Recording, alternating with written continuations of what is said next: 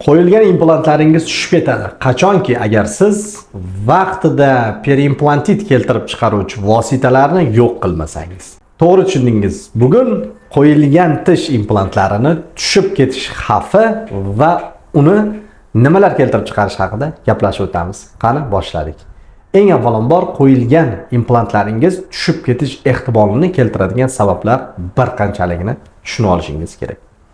Qo'yilayotgan tish implantlari qanchalik mohirona tarzda, qanchalik to'g'ri va estetik talablarga mos qilib qo'yilmasin, agar unda borayotgan funksiyani noto'g'ri taqsimlanishi, funksiyaning noto'g'ri bo'lishi hisobiga yoki og'iz bo'shlig'i gigiyenasi yoki yomon odatlar hisobiga qo'ydirgan implantingiz zararlanishi va uni tushib ketishiga sabab bo'ladi. Qarabsizki, buni natijasida ham sog'lig'ingiz, ham vaqtingiz, ham naqdingizdan ayrilasiz. Shu holatlarga duchor bo'lmaslik uchun nima qilish kerakligini ana endi gaplashib o'tamiz. Og'iz bo'shlig'ida implantimiz atrofida yallig'lanish ketishi natijasida implant atrofidagi suyaklar sekin astalik bilan rezorbsiyaga uchraydi. Bu so'zni biz sizga yemirilish deb tushuntirganimiz ma'qulroq hisoblanadi. Ya'niki implant atrofidagi suyaklarning yo'qotilishi natijasida sekin astalik bilan o'sha joyda yallig'lanish, avjlanishni boshlaydi. Periimplantit bo'lgan implantlarni olib bakteriologik tekshirib ko'rilganda implantlar atrofida stafilokokk, streptokokk degan maxsus bakteriyalar bor ekanligi aniqlangan. Bu bakteriyalar sekin astalik bilan yallig'lanish keltirib chiqazadi.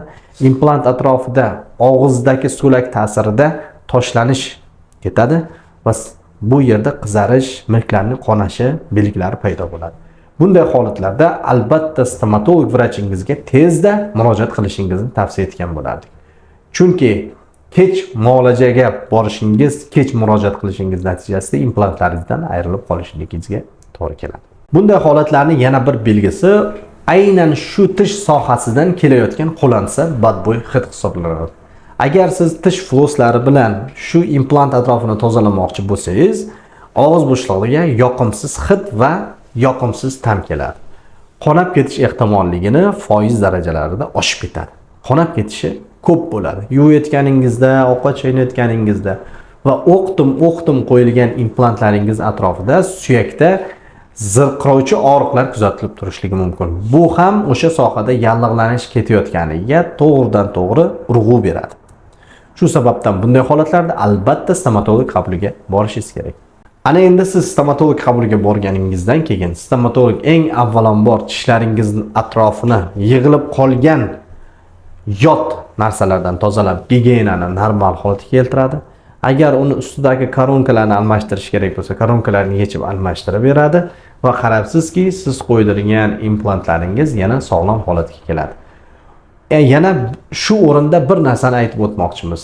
Tishlar qanchalik yaxshi qo'yilgan bo'lmasin, implantlar qanchalik yaxshi bo'lmasin, ammo implant atrofida implant ichigacha kirib boradigan infeksiyani to'sadigan baryer bu yumshoq to'qima, ya'ni milklar bo'ladi.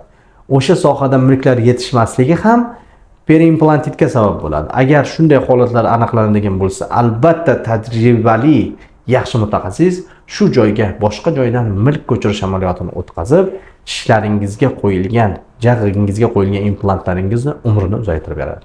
Berayotgan ma'lumotlarimiz sizga foydali bo'layotgan bo'lsa, albatta kanalimizga a'zo bo'ling, do'stlaringizga yuboring, olqishlar uchun like belgisini bosib qo'ying. Bu bizga motivatsiya beradi. Biz ko'proq video olamiz. Sog' bo'ling, salomat bo'ling.